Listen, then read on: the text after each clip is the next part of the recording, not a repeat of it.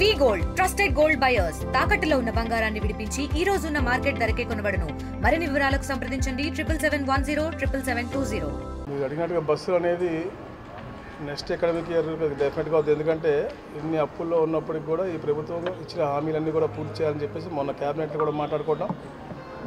గతంలో ఎలాగైతే పెన్షన్లు పెంచడం చరిత్రలో ఏ రాష్ట్రంలో కూడా లేని విధంగా పెన్షన్లు 4,000 నుంచి 16,000 రూపాయల దాకా ఇస్తూ ఉన్నారు. అత్యధికంగా 63 లక్షల మందికి ఇస్తూ ఉన్నారు. చరిత్రలో ఇంత అమౌంట్ కూడా ఎవరు ఏ గవర్నమెంట్ కూడా వెచ్చించట్లేదు, అంత ఇస్తూ ఉన్నారు. అన్న క్యాంటీన్ చెప్పినట్టుగా ఇచ్చాము, డిఎస్సి ఇచ్చాము, 20 లక్షల ఉద్యోగాలు ఏదైతే చెప్పామో ఆల్రెడీగా 4 లక్షల నుంచి 5 లక్షల ఉద్యోగాలు కల్పన విధంగా ఇండస్ట్రీస్ ఏర్పాటు చేస్తూ ఉన్నాం. దాంతోపాటు డిఎస్సి కూడా ఇస్తూ ఉన్నాం.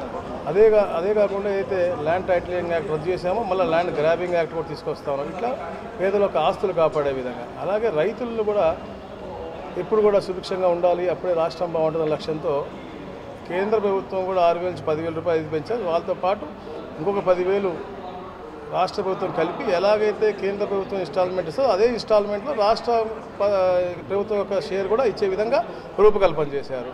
అలాగే తల్లికి వందనం చెప్పారు, అది కూడా తప్పకుండా ఈ నెక్స్ట్ మే కల్లా అది ఇచ్చే ఏర్పాటు చేస్తూ ఉన్నారు. ఇంత లోటు బడ్జెట్ ఉన్నప్పటికీ కూడా తప్పకుండా ప్రజలకు ఇచ్చిన హామీలన్నీ పూర్తి చేయాలని లక్ష్యంతోనే ఈ ప్రభుత్వం పనిచేస్తూ ఉంది.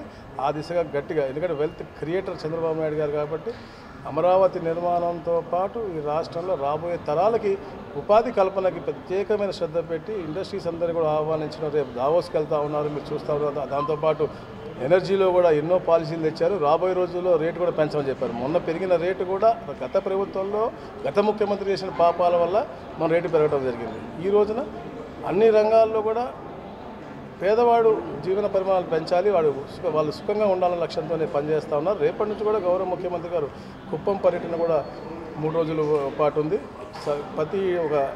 ఒక పైలట్ ప్రాజెక్ట్గా సౌర విద్యుత్తుని వాడే విధంగా గ్రామాలని అభివృద్ధి చేసే దిశగా, అంటే సోలార్ ఎనర్జీని రకరకాల సోర్సెస్ ఆఫ్ ఎనర్జీ ఉంటుంది. సోలార్ ఉంటుంది, మనకి విండ్ పవర్ ఉంది, హైడ్రోల్ ఉంది, అన్ని రకరకాలు ఉన్నాయి. అన్నీ కూడా నూతనమైనటువంటి టెక్నాలజీతో రకరకాల ఇన్వెస్ట్మెంట్ చేస్తాము. దాంట్లో కూడా మనం కూడా వాడుకుంటూ అంటే గ్రామస్తులకు కూడా ఉపయోగపడే విధంగా ఈ సోలార్ కాలనీస్ ఏర్పాటు చేస్తూ ఉన్నారు. దాంట్లో భాగంగా రేపటి 3 రోజులు వస్తూ ఉన్నారు. అట్లా నూతన విధి విధానాలు నేర్చుకోవడానికి ప్లస్ పెట్టుబడులు రాబట్టడం కోసం కూడా దావోస్ కూడా రేపు 19 నుంచి 24 తారీఖుగా వెళ్ళిపోతూ ఉన్నారు. అంటే ఒక బంగారు భవిష్యత్తుకి పునాది వేయడానికి అహర్నిశలు కృషి చేస్తూ ఉన్నారు గౌరవ ముఖ్యమంత్రి గారు తెలియజేస్తూ ఉన్నారు. ఈ మధ్యకాలంలో పెట్రోల్కి సంబంధించినటువంటి పిఎల్ మీద ఎక్కువగా ఆరోపణలు వస్తున్నాయి. దీని మీద పెట్రోల్కి సంబంధించినటువంటి పిఎల్ మీద ఎక్కువగా ఆరోపణలు వస్తున్నాయి. ఈరోజు కూడా వైఎస్ఆర్ కాంగ్రెస్ పార్టీ టార్గెట్గా కూడా మిమ్మల్ని టార్గెట్ చేస్తుంది. ఈరోజు హైదరాబాద్లో జరిగింది మీరే అని చెప్పి కూడా వైఎస్ఆర్ కాంగ్రెస్ పార్టీ నేతలు ఆరోపిస్తారు. అంటే ఇది ఎంతవరకు కరెక్ట్? రాసేవాళ్ళు ఏదైనా రాస్తూ ఉంటారు. దాంట్లో ఇప్పుడు ఏమైనా రాసి ఉంటే దాంట్లో ఏమైనా ఉందా, దాంట్లో ఏముందో దాని గురించి నేను I don't want to comment. But దానికి అక్కడ ఏం తప్పు జరుగుతుంది, తప్పు అని చెప్పాలి తప్పు అక్కడ ఏం జరిగినట్టు కూడా ఏం రాసి కూడా లేదు.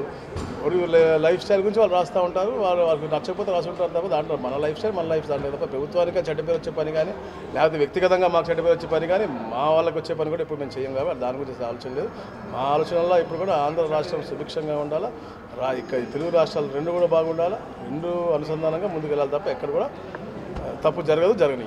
మరిన్ని వీడియోస్ కోసం ఛానల్ ని సబ్స్క్రైబ్ చేయండి. లేటెస్ట్ అప్డేట్స్ కోసం వాట్సాప్ ఛానల్ ని ఫాలో అవ్వండి. ఆ లింక్ డిస్క్రిప్షన్ లో ఉంది.